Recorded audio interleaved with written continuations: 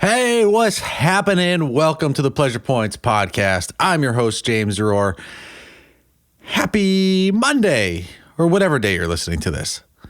I'm excited that you're here. This is going to be another installment of When Ghosts Speak. So for those of you who might be new to the show or have missed the other ones, this is when I have been experimenting in channeling, of opening and connecting and I don't know. Maybe it's just my mind expanded. Maybe it's me giving myself the freedom to just sort of speak freely.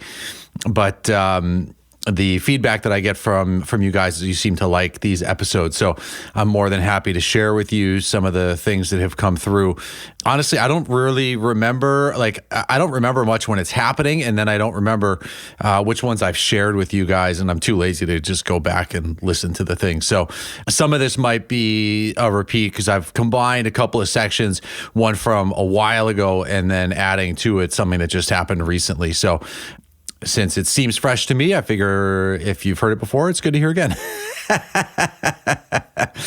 So thank you guys as always for being here. Next week, I'm going to talk about some of the emails that I got from the Buddhist, the Art of Communication episode. Some nice things came through there. So I'll share that with you guys next week. So as always, you can hit up the show at pleasurepointspodcast@gmail.com, or you can find me on Instagram at James E. Rohr. So without further ado, let's go ahead and get into When Ghosts Speak.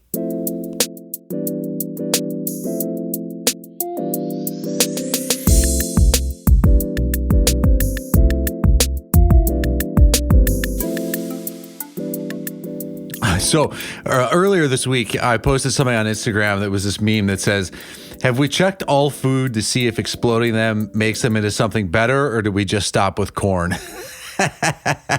I love that in part because I just love popcorn. But also it reminded me of this guy that I went to acupuncture school with. So in acupuncture school, I also studied the Chinese herbs. And so when you're in the herb classes, they give you samples of the herbs because oftentimes like the way that they look can help you to understand their functions. It makes it easier to memorize. Obviously, you've got to be adept at identifying the herbs to make sure you're getting the right one, not just trusting like the label. And so you get these herb samples. And I had this friend of mine who said that he was like, yo, Jimmy, he's like, I've started smoking all of our samples. And I was like, what? He's like, yeah. He's like, what if there's something that can like get us really high that we don't even know about yet? And, these Chinese samples, like this could be awesome. And I was like, dude, you're nuts. And then I was like, don't you think that with like the thousands of years of cultural continuity that we have from ancient China to modern day, that if this stuff was going to get you high, like we would probably know about it? And his eyes got real big and he was like, yeah, but what if we don't? So a few days goes by and we're sitting in class and the guy just starts coughing and coughing in the back of the room.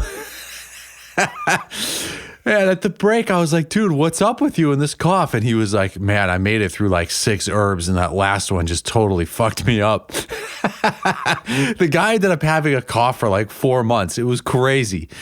So after, I think we ended up studying something like 200, maybe even more than that, individual herbs. But this guy only made it through smoking 5 of them. So anyway... All right, let's go ahead and get in now. I don't have a graceful transition into When Ghosts Speak. I just thought that story was really funny. So the When Ghosts Speak. So they're going to reference an experience that happened to me years ago after an acupuncture treatment where I saw this woman outside of Chicago that I've been seeing for a bit.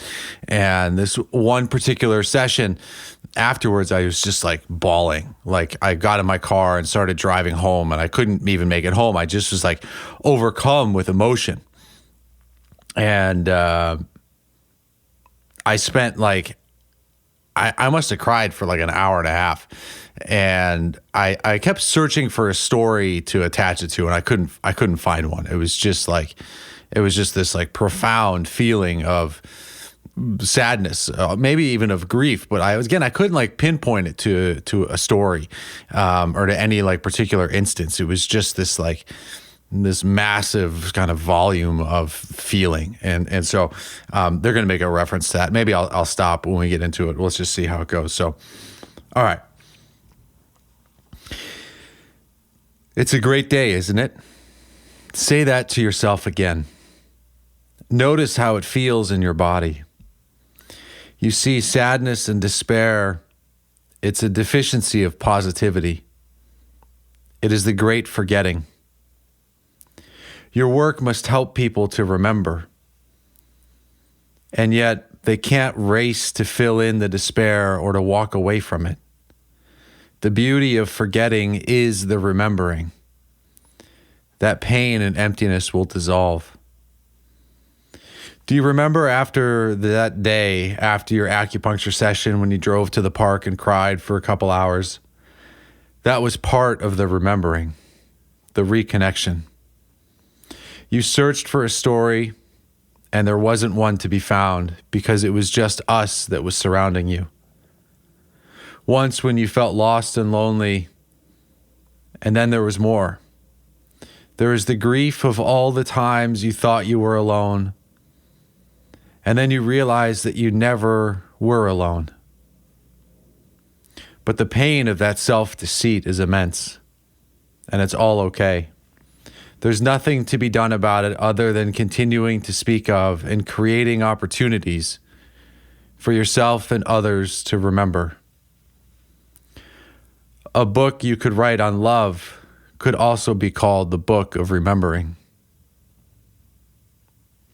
And remembering, as it is in your language, is the remembering, the putting yourself back together again. Putting you back together. This is what it's like in your energy field. You are a great container. And when you feel weak and tired and small and afraid, there are holes in your energy field. You are a container missing a bottom or a side wall or pieces from all over. A container with holes can't hold very much for very long. Health is the repairing of these holes, creating a whole, stronger container. The up-leveling you coaches speak of is this, fortifying your container so you can hold more. Those who haven't healed, those who are perpetually in a state of lack, of poverty, it's because they cannot reconcile the energy of our constant love with the day-to-day vibrations of their current quote-unquote reality. We spoke about reality before. Reality changes. Don't ever assume what you see is what exactly is. It is much as one drop of paint can lead you to see all the colors in a kaleidoscope. If white light has all the wavelengths of color, when you look at white, do you also see the red, blue, purple, and so on? If so, then you know that inside any flash of white light is the entirety of all other colors. But if you take the surface vision to be just a white light, then you miss it. Practically, you may not consider this every time you see a white light. But spend time in contemplation in the specific act of remembering, and you won't feel so alone. You'll realize that the answers you were looking for were for unimportant questions. I love that. The questions were coming from a place of insecurity and fear. And when you begin to experience the shapes and tumbling of reality, you will see there's nothing to be afraid of. There are just journeys to embark upon and love to be shared. Now let's talk about your organs. You cannot treat all organs the same. When you're doing your meditation or self-healing, you cannot just think of them as organs. They have strikingly different qualities, different temperaments, different reactions. Take time to explore the space inside the organs. Allow yourself to connect with each and let it tell you how it behaves. The Chinese, with their yin-yang classifications, are good. They recognize the different shens in each of them. This is good. So I'll interrupt here. What they're talking about there is that in Chinese medicine, they noticed how there's like shens, which is like the spirit or the temperament, and each of the different organs has different qualities to it.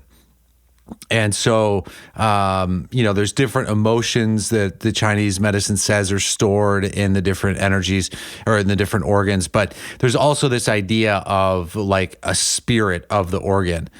And that kind of contributes to your overall spirit or soul. So it's as if like you were to think of your soul as being not fractured, but split into different kind of qualities. Or if your soul, let's just stick with colors since they were talking about it. Like if you think about your soul as white light, and then as it gets into the liver, it would be, green, and the lungs, it would be white, and the spleen, it might be yellow, and the kidneys, it might be black. And that as it takes those different colors, it embodies and has different responsibilities. And one of the things that I find most fascinating is that of all of the temperaments or the shens of the organs, all of them from the majority of the organs are said to kind of go on into the afterlife, but it's the shen and the temperament of the lung that is tied to this incarnation. And so when there's issues with the lungs, it has a lot to do with things that are happening like in this lifetime, in this experience, right? And so when we talk about how the lungs store grief, this is going to be something that, is very much, that grief is tied so much to this reality, this 3D experience here in this time and space. And so that's where the lungs will really feel that. Meanwhile, the energies of like the liver and the kidneys and the spleen, they can kind of remerge with your overall soul or shen and continue on into whatever that next journey is. So maybe I can have an episode where we just talk all about this stuff, but that's what they're referencing there. Okay, all right, here we go. But you mustn't just think of it as your body. Get to know the anima of each organ. Allow yourself the possibility of talking to each organ. Love the tissues. Appreciate the cells. There's an entire planet inside of you with a host of different responsibilities. Think of them as different instruments in an orchestra. They work and play in harmony, but each one is quite different. When someone is ill or is trying to transform, they can't be satisfied to just pray for the body. They must dive into the nuance of the responsibilities. Only in the conversation with the organs will they release what has been there. And don't limit the understanding to your Western medicine. They've only understood a fraction. There is so much more communication and tendrils creating the ecosystem of the body that if you're able to sense frequency, vibration, and invisible threads connecting seemingly disparate parts of the body, this is all good. Ultimately, the healing has less to do with the actual physical structure. It is in the space and spirit of the organ that real healing can happen. But this requires some sensitivity, willingness, and imagination. When you allow that sensitivity to go deeper, you can see the spark of light, the spark of the organ. Have you accepted yet that so much of this life force is based on the activation and sparks of reactions between nerves, cells, organs, brain, and heart? It is the electricity that is important. To kill unwanted growth or unhealthy cells, you must turn off the electricity feeding it. This is different from nutrition. Use your mind and intention to deprive the cells of the means of activation. Surround it with light if you want, but prevent the sparks from igniting. It's like a lighter in a dry forest. Don't let it continue to spark. But watch what sparks in the body. Your culture uses the word triggered now. Watch the spark. Watch what is ignited. Watch the chain reactions that happen. And simply dive into the body and diffuse the spark when a chain reaction has been initiated that doesn't feel good. One day you will realize that the space around you and inside of you is much more valuable than your substance. There is so much charged in that empty space that you cannot access. You are swimming in a sea of riches and yet claiming poverty. All that you have ever needed is in that space.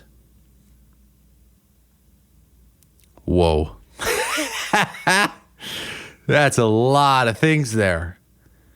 That's a lot. So it seems to me, they're talking here about healing and, how we can perhaps guide and move our energy to facilitate our own healing. And it seems like so much of these messages where there's that duality, right? They're talking about the substance, they're talking about sparks and activations and communicating with the organs and that physical, the energy that's in these organ systems. And yet at the same time, they finish with talking about space and emptiness, that which might be more challenging to access or is invisible to us at this time. So I don't really know what to do with that except just to keep paying attention. And that if you're somebody out there who is challenged right now with your health and your wellness, it seems that, you might find thinking about your energy field as having holes. You might ask yourself, where am I draining in my energy field? Where are there holes in my energy field? One of my teachers used to say that illness was like a rip in the fabric of your energy field, similar, to the holes. But I think the word that he would use is a tear or a rip. And you have to sew that up. You have to mend the quilt, the blanket that is your energy field. So you might ask yourself, where am I leaking energy? Where do I feel like perhaps energetically I've been, shot myself or whatever, and the energy is draining. And using your hands, using your attention, using your essential oils to heal that, to pray over that hole, to ask for your spirit guides or your soul or whatever to help you to transform that place where you're losing energy. And then at the same time, it's also about diving not just into like your auric or your larger energy field, but communicating with your organs and asking the organs, what might you need? What is happening here? What are the stories that you can tell me? What is it like being my small intestine? What's it like being my liver? What's it like being my heart? And I love the part where they were talking about light, and the wavelengths that are in the light.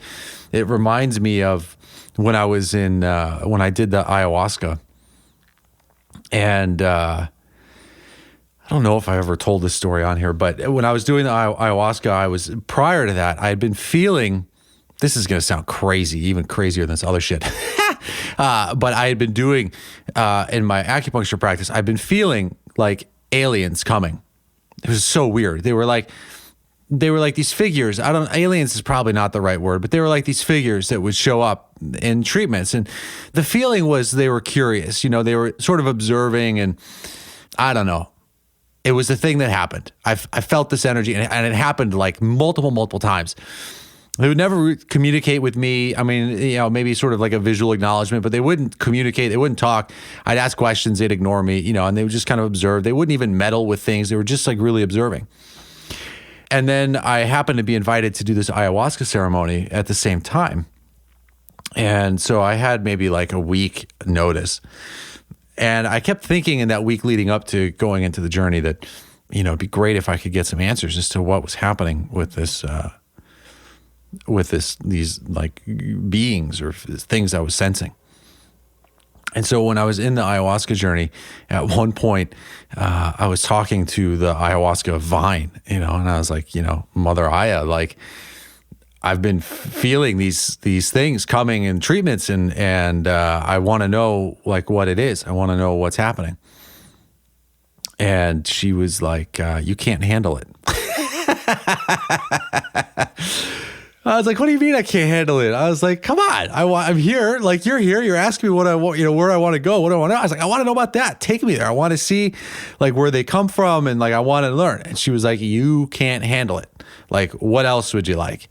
It's like it's like those jokes with the genie where they're like, this guy finds a genie bottle and the genie pops out and he's like, hey, I'm old, I'm tired. You get one wish.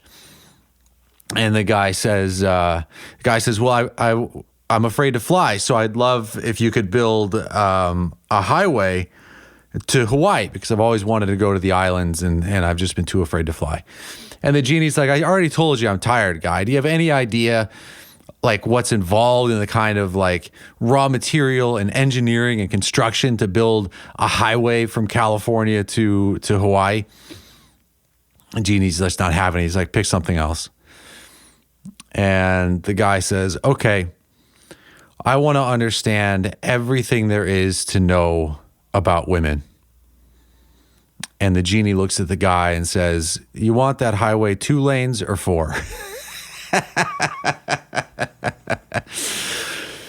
So anyway, it's like, it reminds me of, like that, where it's like, she's like, where do you want to know? And I was like, I want to learn about these aliens. And she's like, you can't handle it. Like, pick something else. And so, I was asking about like Wyatt and Jen, and it was early in the relationship and whatever. And so like, I had these other experiences that were cool. And then we came back and I was like, yo, I really want to see these aliens. She's like, you cannot handle it. And I was like, I don't care if I can't handle it. I want it. Right. Desire was like that episode last time, like desire is the root of suffering. And so finally she relents. She's like, all right, fine. And it was like immediately I felt like I was being lifted up by the crown of my head and yanked through the cosmos. And it was as though I was like flying through the Milky Way and just like beyond and beyond and beyond. And it was like, I've never had an experience like it. It was so crazy. And then all of a sudden I see in the distance what would seem to be a planet, but it was just so kind of like vague. But as we got closer, and it's happening so fast, all I could see was like light, but there was like outlines of, what I would think of as like a building, but it's not really, but it was just like, it was light everywhere. And I could feel entities there, and they were all just like this bright white, like glowing light. And then at one point, it was as though there was like a light beam that was shot in my direction, like information, and it felt so encoded with so much information that I couldn't handle it. I was like just immediately overcome and just completely overwhelmed with whatever the information was that was encoded in this like photon. That then, like in actual life, I immediately sat up and started purging again in the bucket. And I was just like, all of this stuff came up, and it was just like being totally overwhelmed, and my body had no idea what to do with it. And as I was there, like hovering over this bucket, the I was just like, I told you so. Which seems to be a theme in some of my experiences, is that, they're all telling me stuff. And maybe it's the coyote nature in me that's just like, I don't care. We're just doing it anyway.